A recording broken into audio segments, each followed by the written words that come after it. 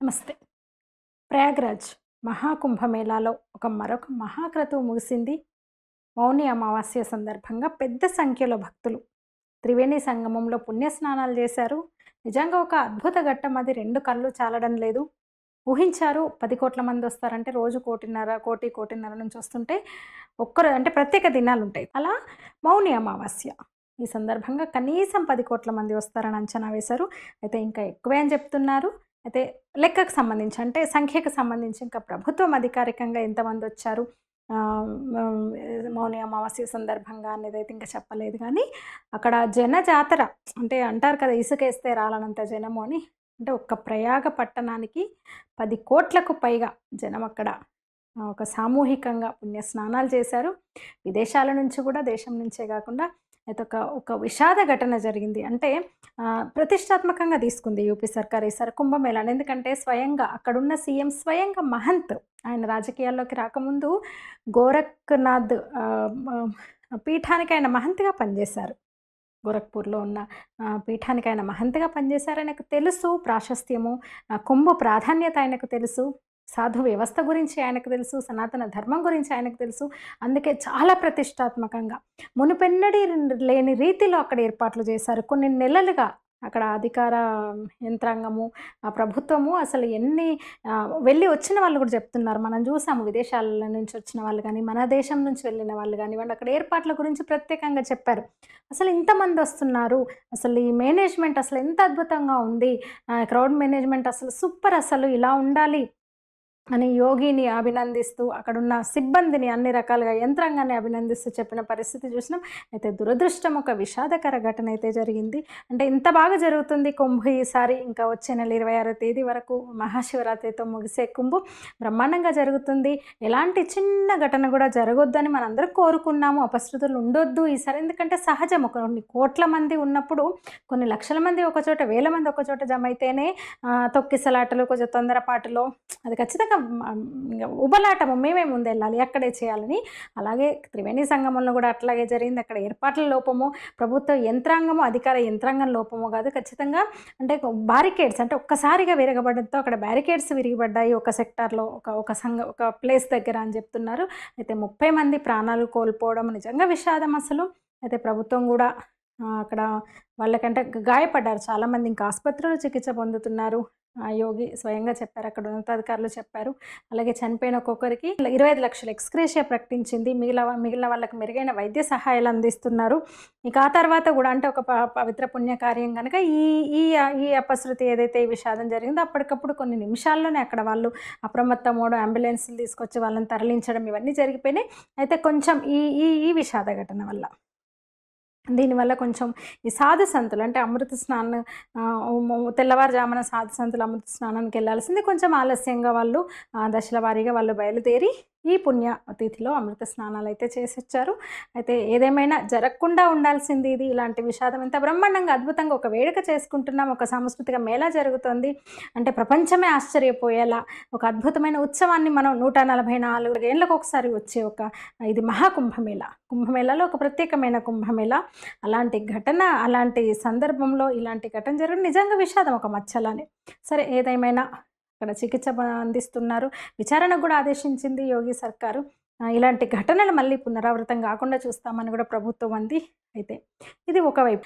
అయితే ఇంకా కుంభ మీద పీకుతానే ఉన్నారు, గుడ్డు మీద ఈకలు పీకినట్టు కొందరు, కోడిగుడ్డు మీద ఈకలు పీకుతానే ఉన్నారు.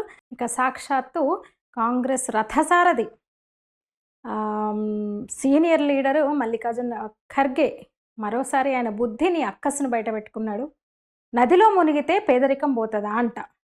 ఎన్నేళ్ళ నుంచి వింటున్నాం, దశాబ్దాల నుంచి గరీబీ హఠావో. ఏం చేశారు ఇన్నేళ్ళు ఈ దేశాన్ని ఏలి? గరీబీ హఠావో ఇంకా అదే నినాదం కదా మీది. మీరు పేదరికం గురించి మాట్లాడితే అందులో హిందువుల విశ్వాసాలతో ముడిపడి ఉన్న అంశం మీద మీరు ఇలాంటి చీప్ వ్యాఖ్యలు, చీప్ కామెంట్స్ చేస్తే ఎట్లా? సబ్సిడీ మీద మక్కకు, జెరూసలంకు, ఇంకో మతం వాళ్ళను సబ్సిడీ మీద వాళ్ళ స్థలాలకు, పవిత్ర ప్రాంతాలకు పంపిస్తే మీకు పుణ్యం వస్తుంది కదా మీకు, అది పుణ్యం మీకు.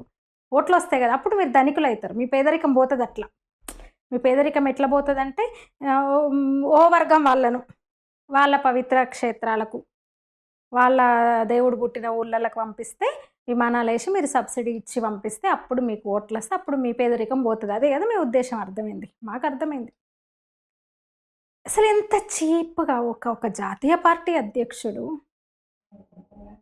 ఈ నేలలో కొన్ని విశ్వాసాలు ఉంటాయి, పాపం పుణ్యం అని కొన్ని నమ్మకాలు ఉన్నాయి. ఆ విశ్వాసమే సమాజాన్ని నిలబెడుతున్నది కూడా అదే విశ్వాసం. ఎన్ని మార్పులు వచ్చినా ఆది మానవుని నుంచి కూడా, మన సృష్టి మొదలైన నుంచి కూడా ఒక నమ్మకంతో మనిషి మనుగడ సాగిస్తున్నాడు.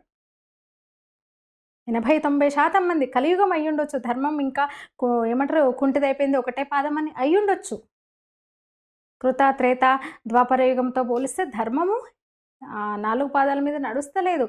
అవినీతి పెరగొచ్చు, ఇంకేదో జరగవచ్చు, కానీ 80-90% మంది ఇంకా ఆ నమ్మకంతోనే, ఆ భయంతోనే బతుకుతున్నారు.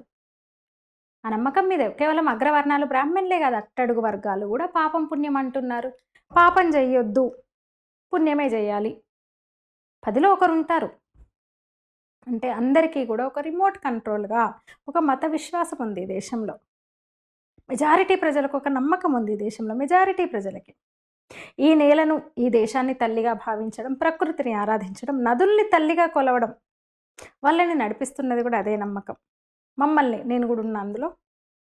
అదే వారికి నావా దిక్సూచి. స్వర్గం ఉందా నరకం ఉందా చూపించంటే ఏం చెప్పాలి? కొన్ని నమ్మకాలు ఉంటాయి, వాటిని ఈ దేశ ప్రజలు నమ్ముతున్నారు.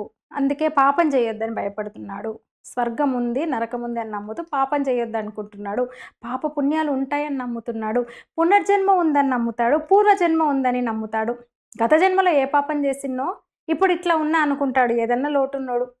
అన్నీ బాగుంటే గత జన్మలో నేను మంచి బతికే బతికినట్టున్నా, పుణ్యం చేసినట్టున్నా, ఈ జన్మ నాకు దేవుడు ఇచ్చాడు, మళ్ళీ వచ్చే జన్మలో కూడా పునర్జన్మ ఉంటుంది ఖచ్చితంగా, వచ్చే జన్మలో కూడా నేను ఇట్లాగా పుట్టాలని కోరుకుంటాడు. ఈ కోరికలు తీర్చడానికి తన తృప్తి కోసం ఇలాంటి క్రతువుల్లో పుణ్యకార్యాల్లో పాల్గొంటాడు. పూర్వజన్మ సుకృతం అంటాడు, పునర్జన్మ దుష్కృతాలు నమ్ముతారు. స్వర్గ నరకాలను నమ్ముతాడు, పాప పుణ్యాలను నమ్ముతాడు, పునర్జన్మ పూర్వజన్మల్ని నమ్ముతాడు. ఇన్ని నమ్మకాలు ఉంటాయి ఈ దేశంలో. మీకు వచ్చిన నష్టం ఏంటి? పేదరికం పోతుందా అంటే? పాపం పోవాలనే వచ్చింది ఒక ఆమె, పేదరికం పోవాలనే వచ్చింది. ఈ పేదరికాన్ని పోగొట్టు దేవుడా, ఏ జన్మలో ఏది చేసుకున్నానో పేదరికము వచ్చే జన్మలో, ఎందుకంటే ఈ నేల కర్మ సిద్ధాంతాన్ని నమ్ముతుంది, పునర్జన్మని నమ్ముతుంది. కాబట్టి వచ్చే జన్మలో అయినా నాకు కొంచెం ఒక ధనిక కుటుంబంలో పుట్టించు, అన్నీ ఉన్నదానిగా పుట్టించని మొక్కుకుంది. అదొక నమ్మకం. మీకు వచ్చిన నష్టం ఏంటి? అసలు మన పాపపుణ్యాలని కర్మలే నడిపిస్తున్నాయని నమ్ముతున్న దేశం ఇది. మెజారిటీ ప్రజలు హిందువులు అందుకు వస్తున్నారు. అది వెంటాడొద్దని, ఏ జన్మలో ఏం పాపం చేశానో అది వెంటాడొద్దని మొక్కుకోవడానికి వస్తున్నారు. మహాపండితుడు వస్తున్నాడు, పామరుడు వస్తున్నాడు. ఆ విశ్వాసమే నడిపిస్తోంది సృష్టిని. భారతదేశ నీడలో ఉన్న తత్వం సారాంశమే అది. శంకరులు, వివేకానందులు లాంటి వాళ్ళు కాదు, ధర్మం గురించి చెప్పారు, వాళ్ళు ధర్మ ప్రచారాలు చేశారు, ప్రపంచమంతా తిరిగారు, దేశమంతా తిరిగారు శంకరులు. వేదాంతులు తాత్వికులే కాదు, పామరులు కూడా పాడుకుంటారు అదే విషయాన్ని అనుకుంటారు. వస్తా వట్టిదే పోతా వంటిదే, ఆశ ఎందుకంట, చేసిన కర్మము చెడని పదార్థము. ఏం లేకుండా పుడతావు, ఏం లేకుండా పోతావు, ఎందుకంత ఆశ? కర్మ చెడని పదార్థం, అదే మనల్ని నడిపిస్తుంది. నీ వెంట ఎన్ని కోట్ల ఆస్తులు రావు, మీరు దోచుకుంటారుగా. మీ రాజకీయ పార్టీలు నాయకులకు మీకు అలవాటే కదా, ఆ కోట్లేవి మీతో రావు. ఈ జన్మలో చేసిన కర్మనే నీ వెంట వస్తుంది. అది ఇక్కడి ప్రజలు నమ్ముతారు, హిందువులు నమ్ముతారు, ఈ ధర్మాన్ని అనుసరించే వాళ్ళు నమ్ముతారు. 80-90% మంది నమ్ముతారు. ఆ నమ్మకమే దిశానిర్దేశం చేస్తుంది ఆది కాలం నుంచి కూడా మనిషిని నమ్మాలి. నమ్ముతున్నాం కదా, లేకుంటే ఇక్కడ ఉండం కదా. మేము నమ్మము మనుషులను అంటే అడవులకు పోవాలి, అడవినైనా నమ్మాలి కదా. అడవి మీద నమ్మకం ఉంటేనే కదా పోవాలి కదా. అట్లా నదిలో మునగడం వల్ల పాపాలు పోతాయని వాళ్ళందరూ నమ్ముతున్నారు. కోట్లాది మంది నమ్ముతున్నారు. ఇవాళ అయితే 10 కోట్ల మంది ఈరోజు మునిగితే అని 10 కోట్ల మంది నమ్మొచ్చారు. రోజుకో 1 కోటి మంది వస్తున్నారు నమ్ముతూ, 1.5 మంది. మధ్యలో మీకు ఊలింది. మీకు లేవా నమ్మకాలు? ఎంత నమ్మకం రాహుల్ గాంధీని ప్రధానం చేసుకోవాలని, రాహుల్ గాంధీ ప్రధాని అవుతాడని ఎంత నమ్మకం మీకు? ఎంత నమ్మకం రాహుల్ ప్రధాని అవుతాడని నమ్ముతలేరా? మీకు తెలుసు, అయినా ఒక నమ్మకం మిమ్మల్ని అది కాదని తెలుసు, అది కాదని ఇతరులకు తెలుసు. మీ నమ్మకం నిజం కాదని చాలామందికి తెలుసు. అయినా సరే ఆ నమ్మకం మిమ్మల్ని నడిపిస్తుంది. మీరు పని చేసుకుంటూ పోతున్నారు. కమ్యూనిస్టులు ఉన్నారు. వర్గ పోరాటంతో సమానత్వాన్ని ఏమంటారు? సామ్యవాదాన్ని, సమానత్వాన్ని సాధిస్తామని వాళ్ళు నమ్ముతారు. అది జరగని పనని వాళ్ళకి తెలుసు. అసలు మార్క్సిజం వాళ్ళ సిద్ధాంతమే ఒక విఫల సిద్ధాంతం అని వాళ్ళకి తెలుసు. ప్రపంచమంతా 70% దేశాల్లో పోయినా అవి క్యాపిటలిస్టులు అయిపోయినాయి ఆ దేశాలు. అయినా వాళ్ళకు నమ్మకం భారత్‌లో కూడా మేము దాన్ని తీసుకొస్తామని. మరి ఏ దేశపోడో చెప్పిన సిద్ధాంతాన్ని ఇక్కడ ఏమాత్రం ఇవ్వడని సిద్ధాంతాన్ని పట్టుకొని వేలాడుతూ ఇంకా ఇంకా ఇంకా మీరు అధోస్థితికి చేరుకుంటున్నా మీ నమ్మకం సడలట్లేదే. అలాంటిది వేల ఏళ్ల చరిత్ర ఉన్న ఈ సనాతన వేదభూమిలో పరంపరానుగతంగా వస్తున్న విశ్వాసాలను పాటిస్తే మీకేంటి నొప్పి? ఆ నమ్మకం మమ్మల్ని నడిపిస్తుంది, మీకేంటి నొప్పి? దేవుడు నమ్మకమే ఇక్కడ. ప్రకృతి వైపరీత్యాలు, ఎన్నో వైపరీత్యాలు చూస్తున్నాం. భూకంపాలు, నదులు పొంగుతాయి, సముద్రాలకు సునామీలు వస్తాయి, భూమి కంపిస్తుంది, ఎన్నో మార్పులు. సరస్వతి నది అంతరించిపోయింది పూర్తిగా, లేదు అసలు భూమి మీద కనబడతలేదు. ఆ మార్పుల్లో, ఎన్నో మార్పుల్లో ప్రకృతిని దైవ సమానంగా, ప్రకృతి ఇది సహా అది దైవ లీల అని నమ్ముతాము, కర్మ అని నమ్ముతాము, దైవ సమానంగా ప్రతిదీ భావిస్తాము. నదీమ తల్లికి ఏదో సమర్పించాలి, అమ్మను శాంతి చేయాలి, ఇంత పసుపు కుంకుమ, 3 మునకలు, ఇవన్నీ విశ్వాసాలు ఇక్కడి వాళ్ళకి. అట్లా చేస్తే మనమే కాదు దేశం కూడా బాగుంటుందనే నమ్మకం. ప్రకృతి బాగుంటుంది, సృష్టిలో అన్నిటికీ బాగుంటుందని ఒక నమ్మకం. నదిలో మునిగితే పాపాలు కూడా పోతాయి అనేది ఇంకో నమ్మకం. మానవ జీవన మనుగడనే విశ్వాసం కదా. ఆ విశ్వాసంతో ఎన్ని కోట్ల మంది ఇవాళ ఒక్కరోజే 10 కోట్ల మంది ప్రయాగ త్రివేణి సంగమంలో పుణ్య స్నానాలు చేశారు. నమ్మకం వాళ్ళని నడిపిస్తుంది. ఈ సనాతన ధర్మం నమ్మకం మీద ఉంది. మీకెందుకు నొప్పి? ఏం మాటలవి? మునిగితే పేదరికం పోతుందంటే పేదరికం గురించి కాంగ్రెస్ పార్టీ వాళ్ళు మాట్లాడితే ఏముంటుంది? అన్ని యంత్రాంగం అంతా చాలా అలర్ట్గా ఉంది. అయినా చనిపోయారు, కాపాడుకోలేకపోయారు. 30 మంది చనిపోయారు. పెద్ద విషాదం ఇది. ఒక మచ్చనే ఇంత గొప్పగా జరుపుకుంటున్న, ఎంతో ఆనందంగా జరుగుతున్న, అందరు సంతోషంగా తృప్తిగా వచ్చి నదీమ తల్లి త్రివేణి సంగమంలో తన నమ్మకాలను నిలబెట్టుకుంటూ వచ్చి స్నానం చేసి ఎవరు రమ్మనలేదు వాళ్ళను. విషాదమే. దాని మీద కూడా కుంభమేళాకు ఇన్ని రోజులుగా కుంభమేళా జరుగుతుంటే, సంక్రాంతి నుంచి మొదలైంది కుంభమేళా జరుగుతుంటే, ఏ ఒక్కరోజు కుంభ గురించి కనీసం పాజిటివ్ వార్తలు విదేశాల నుంచి వస్తున్నారు, ఎక్కడెక్కడి నుంచో రోజు 1 కోటి మంది వస్తున్నారు. నిత్య అన్నప్రసాద వితరణ జరుగుతుంది అక్కడ. ఇస్కాన్ లాంటి స్వచ్ఛంద సంస్థలు ఇంకా ఎన్నో అక్కడ సేవ చేస్తున్నాయి. అసలు ఎవరో మేము మోక్షం కోసం వస్తున్నామని విదేశీయులు వచ్చి చెప్తున్నారు. మా నమ్మకంతో మేము ఇక్కడికి వచ్చాము, ఎక్కడెక్కడి నుంచో అని చెప్తున్నారు. ఎన్నో అద్భుతాలు జరుగుతున్నాయి. సాధు సంతులు, అసలు అన్ని మంచి విషయాలు ఒక మహాక్రతువు ఇన్ని రోజులుగా జరుగుతుంటే ఏ రోజు ఆ విషయం గురించి చెప్పని, కుంభమేళా గురించి ఏమాత్రం కనీసం ప్రసారం చేయని, ప్రచురించని, రేపు ఉంటే పత్రికలు చూస్తాం మనం, కానీ ఏమాత్రం ప్రసారం చేయని మీడియా దీన్ని హైలైట్ చేస్తూ ఈ రోజంతా కొన్ని సోకాల్డ్ ఛానల్స్లో ఇదే వార్త అనమాట. మంచిది ఎందుకు చూపించలేదు మీరు? ఇంకా మహా ముందు రోజుల్లో ఇంకా బ్రహ్మాండంగా అద్భుతంగా జరగాలి.